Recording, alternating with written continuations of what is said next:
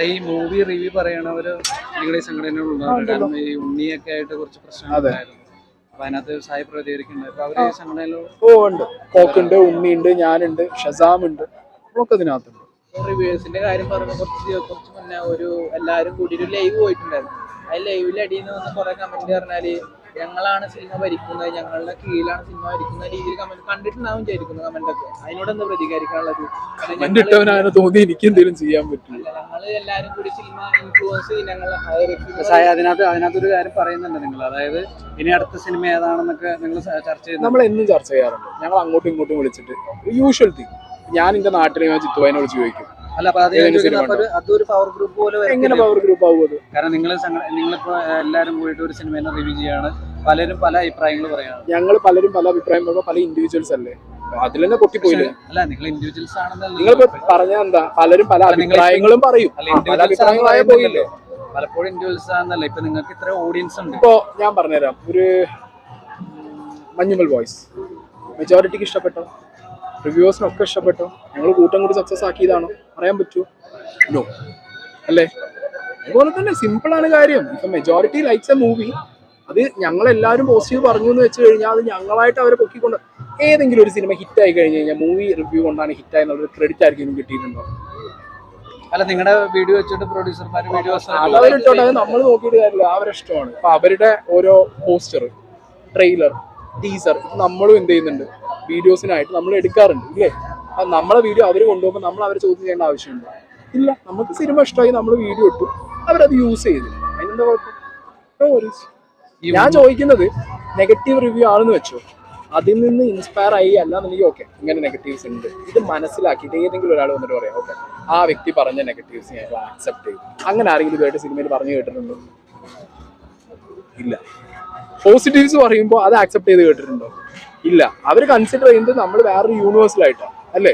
അല്ല, പോസിറ്റീവ്സ് പറയുമ്പോൾ അവര് ഇടുന്നുണ്ടല്ലോ. അത് PR ടീം എന്ന് പറഞ്ഞിട്ട് ഒരു ടീം എല്ലാ സിനിമയ്ക്കും ഉണ്ടാവും. അതിനൊരു ബഡ്ജറ്റ് മാറ്റി വെച്ചിട്ടുണ്ടാവും. പ്രൊഡ്യൂസറെയും ഡയറക്ടറെയും കൺവിൻസ് ചെയ്യാൻ വേണ്ടിയിട്ട് അവർക്കത് ചെയ്യണം.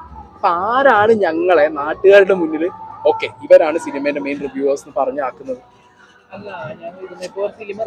ഒരു സിനിമ ഞാൻ ഒരു ചോദ്യം തിരിച്ചു, ഒരു സിനിമ റിലീസ് ആവുന്നു, ആ സിനിമയുടെ PR ടീം ഞാന്, ഷസാം, ഉണ്ണി, അശ്വന്ത് ഗോക്ക്, വ്യൂസ് ഉള്ള, നിങ്ങൾ നോക്കണം, വ്യൂവർഷിപ്പ് ഉള്ള ഒരു സിനിമ റിവ്യൂ ടു 1,00,000 മുകളിൽ വ്യൂസ് വരികയാണെന്നുണ്ടെങ്കിൽ അതിൽ നിന്ന് പോസിറ്റീവ് പോർഷൻസ് കട്ട് ചെയ്തെടുത്തിട്ട് അവരാണ് പ്രൊമോട്ട് ചെയ്യുന്നത്. ഇഷ്ടംപോലെ മൂവി റിവ്യൂസ് ഇഷ്ടംപോലെ വേറെ അല്ലേ? അവരെന്തുകൊണ്ടാണ് ഒരു 1000, 2000 വ്യൂസ് ഉള്ള ഒരാളുടെ വീഡിയോ എടുത്തിട്ട് ഇത് പ്രൊമോഷനായിട്ട് വെക്കാത്തത്? ബിക്കോസ് അവർക്കും വേണ്ടത് നമ്മളിലൂടെ സോഷ്യൽ മീഡിയയിൽ ഇതിലൊരു പ്രൊമോഷനാണ് അല്ലേ?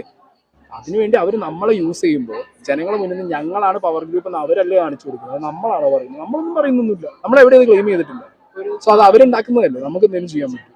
ഒരു സാധാരണ പടം ഇറങ്ങുമ്പോൾ നിങ്ങളെ സമീപിക്കാറുണ്ട്, ട്രെയിലർ റിയാക്ഷൻ ചെയ്യുക? ഇഷ്ടം പോലെ സമീപിക്കാറുണ്ട്. വലുതും ചെറുതുമായിട്ടുള്ള സിനിമകൾ ഇറങ്ങുന്ന സമയത്ത് സിനിമ കാണാൻ വരുമോ, റിവ്യൂ നോക്കുവോ, അല്ലെങ്കിൽ ട്രെയിലർ, ടീസർ, സോങ് ഇറങ്ങുന്ന സമയത്തൊക്കെ ചിലർ പേഴ്സണലി വിളിച്ചിട്ട് കണ്ടിട്ട് അഭിപ്രായം പറയാനേ പറയുള്ളൂ. ചിലർ ഇതൊന്ന് റിയാക്ട് ചെയ്യുമോ, റിയാക്ട് ഇൻ ദ സെൻസ് നിങ്ങൾ എന്തെങ്കിലും പറഞ്ഞോ എന്ന് പറയും. പക്ഷെ എൻ്റെ അറിവിൽ എനിക്കറിയുന്നവരുടെ കൂട്ടത്തിൽ ആരും അതൊരു ഓഫറായിട്ടൊന്നും എടുത്തിട്ടില്ല. ചില ടൈമിൽ ഇഷ്ടപ്പെടുമ്പോൾ നമ്മൾ ചെയ്യാറുണ്ട്, ചില നമ്മൾ അറിയാതെ പോകുമ്പോൾ നമുക്ക് കിട്ടുമ്പോൾ നമ്മൾ ഇഷ്ടപ്പെട്ട് ചെയ്യാറുണ്ട്. അതിൽ ഷോർട്ട് മൂവീസ് ഉണ്ട്, ചിലപ്പോൾ ആൽബം സോങ് ആയിരിക്കാം, ചിലപ്പോൾ സിനിമയുടെ ട്രെയിലർ പ്രൊമോഷൻ എന്തോ ആയിരിക്കും. പക്ഷെ പ്രൊമോഷന് വേണ്ടി പൈസ മേടിച്ച് ചെയ്യുന്നു എന്നുള്ളൊരു സാധനത്തിലേക്ക് അത് കൊണ്ടുപോകുന്നത് ശരിയല്ല. ഈ പ്രൊഡ്യൂസർ വിളിച്ചപ്പോൾ ഈ വീഡിയോ ഡിലീറ്റ് ചെയ്യാനതിനെ കുറിച്ച് സംസാരിച്ചായിരുന്നു ഈ സംഘടനകൾ? അങ്ങനെ ഇല്ല, അത് അയാളുടെ പേഴ്സണൽ ഇഷ്യൂ. ഇത് സംഘടനയിലേക്ക് വന്നാലാണ് നമ്മൾ ടേക്ക് അപ്പ് ചെയ്യുക. നമ്മൾ ഓൾറെഡി വിളിച്ച് ചോദിച്ചു എന്തെങ്കിലും ഇഷ്യൂസ് ഉണ്ടോ, ലീഗലി പോകുന്നുണ്ടെങ്കിൽ നമ്മളോട് ഇൻഫോംഡ് ആവണം. നമ്മൾ എന്ത് ചെയ്യാം, പത്രസമ്മേളനം വിളിച്ചിട്ട് കൃത്യമായിട്ട് കാര്യങ്ങൾ ഡീൽ ചെയ്യും. സംഘടന എന്താണെങ്കിലും ഒപ്പമുണ്ട്, നമ്മുടെ മെമ്പറാണ്. ഉണ്ണി അത് ഉണ്ണീൻ്റെതായിട്ടുള്ള പേഴ്സണൽ രീതിയിൽ അത് ഡീൽ ചെയ്യും.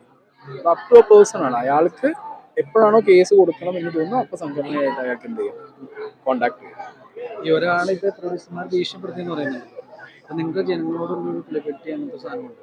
അപ്പൊ അത് ആ വീഡിയോ ഡിലീറ്റ് ചെയ്യുന്നതോട് കൂടിയിട്ട് അത് നഷ്ടപ്പെടില്ല. കാരണം നമ്മൾ പറഞ്ഞ ഒരു അഭിപ്രായത്തിൽ പിന്നീട് ഒരാൾ ഭീഷണിപ്പെടുത്തുന്നത് ക്രെഡിബിലിറ്റി ബിലോങ്സ് ടു വെയർ? എവിടെയാണ് നിൽക്കണ്ടേ? ജീവൻ വേണ്ടേ? ജീവൻ വേണോ? കോക്കിന് ഒരു സിനിമ, ഞാൻ ബിഗ് ബോസിലായിരുന്നു, കോക്കിന് ഒരു സിനിമേന്റെ റിവ്യൂ ഇട്ട സമയത്ത് ആരോ വിളിച്ച് തോക്കും കൊണ്ടുവരുന്ന ഒരു ഭീഷണി ഉണ്ടായിരുന്നു. എന്നെ പേഴ്സണലി ഒരു നടൻ വിളിച്ചിട്ട് ഭീഷണിപ്പെടുത്തിയിട്ടുണ്ട്. എൻ്റെ വീട്ടിലേക്ക് മറ്റേ പടക്കല്ലേ, ചെറിയ പടക്കാണ്, അതാണെങ്കിലും വലിച്ചെറിഞ്ഞിട്ടുണ്ട്. പട്ടിക്കൂടിന്റെയും കാറിന്റെയും മുകളിൽ വന്നാ പൊട്ടിയത്. ഞാൻ SP ഓഫീസിൽ കൊണ്ടുപോയിട്ടാണ് ഞാൻ എന്ത് ചെയ്തത്, ലൈഫ് ത്രെട്ടിന് കേസ് എഴുതി കൊടുത്തത്. പേടിക്കും, മനുഷ്യനാണ്, മനസ്സിലായോ? അല്ലാതെ മറ്റേ എന്താ പറയാ, നമ്മൾ സൂപ്പർ നാച്ചുറൽ പവർ ഒന്നും അല്ലല്ലോ.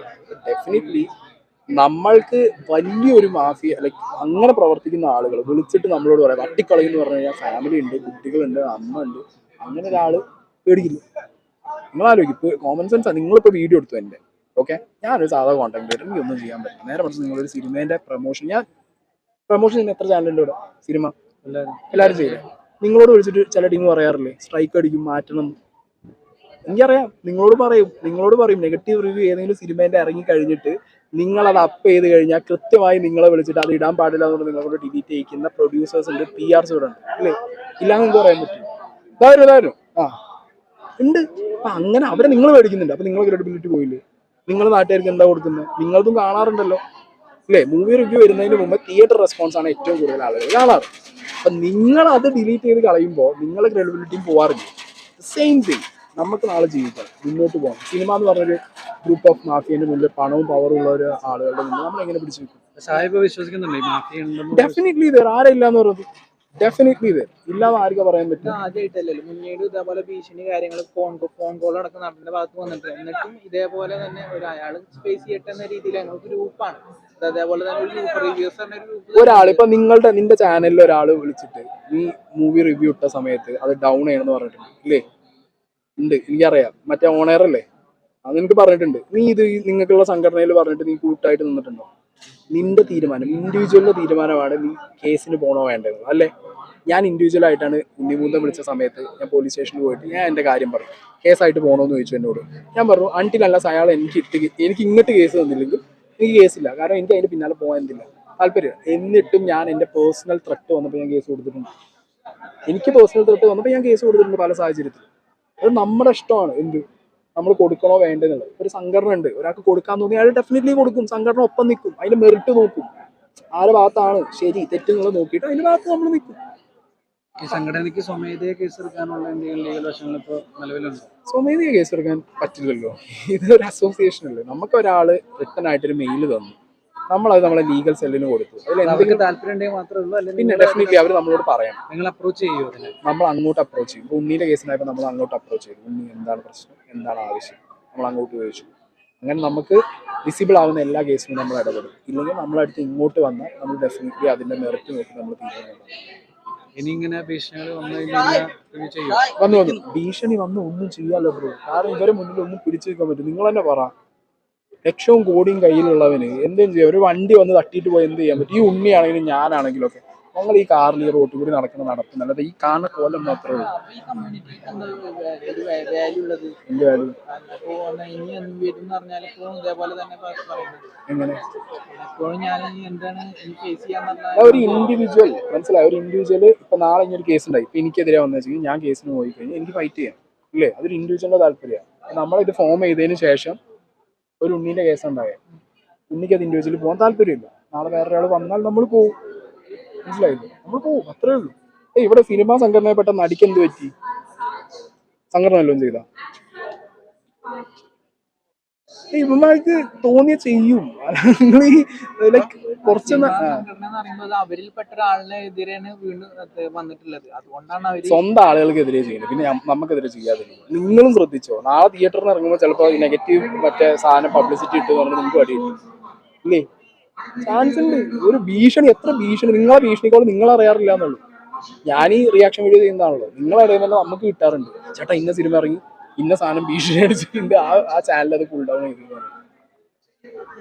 നിങ്ങളിത് അനുഭവിക്കുന്നതാണ്, അനുഭവിക്കുന്നത് അറിഞ്ഞുകൊണ്ട് നിങ്ങളിത് തിരിച്ചു ചോദിക്കുമ്പോൾ. ഇതേപോലെ ബാഡ് ബോയ്സിന്റെ റിവ്യൂ സംബന്ധിച്ച് കുറെ ഉണ്ടായി, ആരും റിവ്യൂ ചെയ്തിരുന്നില്ല, ഷസാമ് ചെയ്തില്ല. ഇൻഡിവിജ്വൽ താല്പര്യടാ, ഇനി ഇൻഡിവിജ്വലിന്റെ താല്പര്യം. എത്ര സിനിമ കണ്ടിട്ട് ആരെങ്കിലും ചെയ്യാതിരിക്കില്ലേ? ഇപ്പൊ ഞാൻ ചെയ്തു, ചിലർ ചെയ്യില്ല. അതായത് സാധാരണ ധ്യാൻ ശ്രീനിവാസിന്റെ പടങ്ങളല്ലാതെ മറ്റേ അശ്വിൻ ഗോക്ക് ഒന്ന് റിവ്യൂ പറയാണ്ട് അത് നമുക്ക് അറിയാം. ധ്യാൻ ശ്രീനിവാസിന്റെ പടം എന്ന ഒരു മെജോറിറ്റിക്ക് അറിയാം അത് ഒരു വലിയ രീതിയിലുള്ള ഹൈപ്പുള്ള അല്ലെങ്കിൽ നല്ല പടമാവില്ല എന്നറിയാം. എങ്ങനെ അറിയാൻ പറ്റും? അശ്വിൻ ഗോക്ക് ധ്യാനും പറഞ്ഞിട്ടുണ്ട്, രണ്ടാണ് പരസ്പരം സംസാരിക്കാറ് ഇന്റർവ്യൂല് തന്നെ പറഞ്ഞിട്ടുള്ളതാണ്. പിന്നീട് വീണ്ടും ഇതേപോലത്തെ റിപ്പീറ്റ് ആയ പടങ്ങൾ വന്നിട്ട് അശ്വിൻ ഗോക്ക് റിവ്യൂ ചെയ്തിട്ടുണ്ട്. പക്ഷെ ഇങ്ങനെ ഒരു പടം ബാഡ് ബോയ്സ് എന്ന പടം വരുമ്പോൾ അങ്ങനെ താല്പര്യം പോക്കിന് നിങ്ങൾ കിട്ടുകയാണെങ്കിൽ എടുത്തോ. ഉണ്ണിയാത്തൽ ഇനി ഉണ്ണിനെ പിടിച്ചു ഉണ്ണിയാത്തൽ